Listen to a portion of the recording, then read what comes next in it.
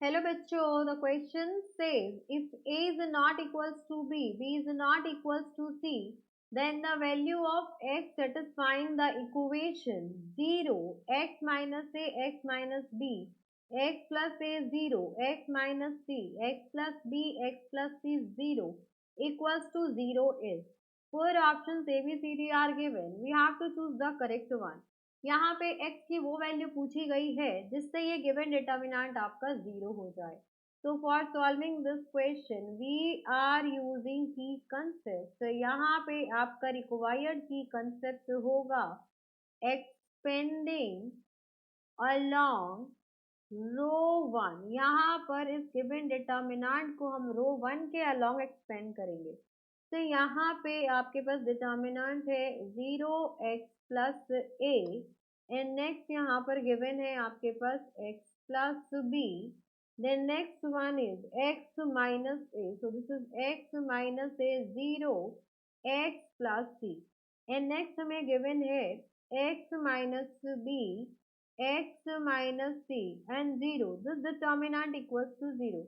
This is your row 1. तो यहाँ पे आ गया मेरे पास 0 और ये हो गया आपके पास 0 माइनस x माइनस सी एक्स प्लस सी. ये टर्म तो आपकी ऑलरेडी 0 होगी बिकॉज 0 से मल्टीप्लाई हो रही है. देन ये होता है प्लस, ये माइनस एंड देन ये प्लस. तो ये हो गया आपके पास माइनस एक्स माइनस ए और यहाँ पर आ जाएगा आपके पास इस टर्म को 0 से मल्टीप्लाई करेंगे तो 0 माइनस x माइनस सी और x plus b. Then next हो जाएगा आपके पास प्लस x माइनस बी और इसको मल्टीप्लाई करेंगे तो ये हो जाएगा आपके पास x plus a x plus c and minus इनको मल्टीप्लाई करेंगे तो 0 इज इक्वल्स टू 0. तो यहाँ से ये पूरी टर्म आपकी 0 हो गई. This is equals to 0.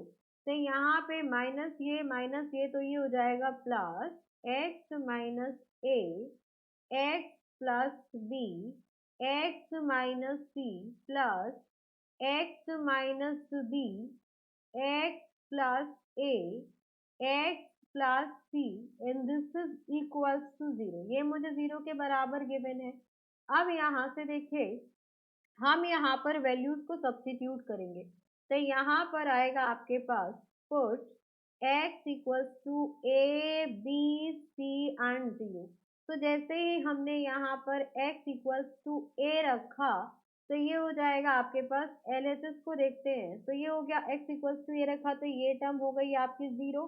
तो ये पूरी इक्वेशन हो गई मेरी 0 प्लस यहाँ पर x इक्वल्स टू ए रखेंगे तो ये हो जाएगा आपके पास 2a a minus B and a plus C. This is not equals to 0. So this is not equals to RHS.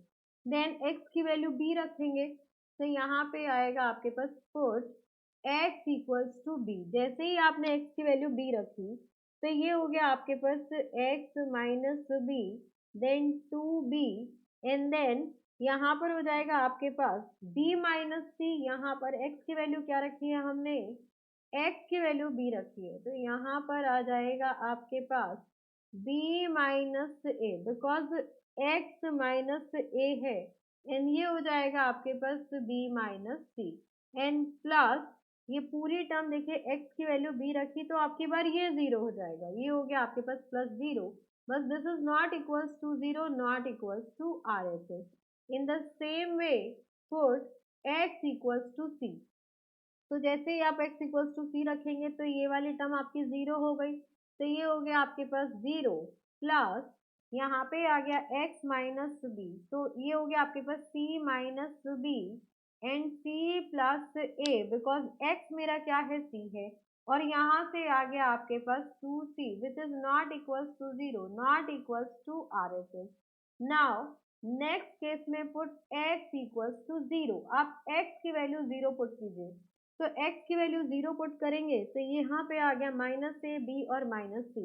तो ये हो गया minus A multiplied by B minus C. इन तीनों का मल्टीप्लीकेशन देन प्लस यहाँ पे आएगा आपके पास minus B plus A plus C.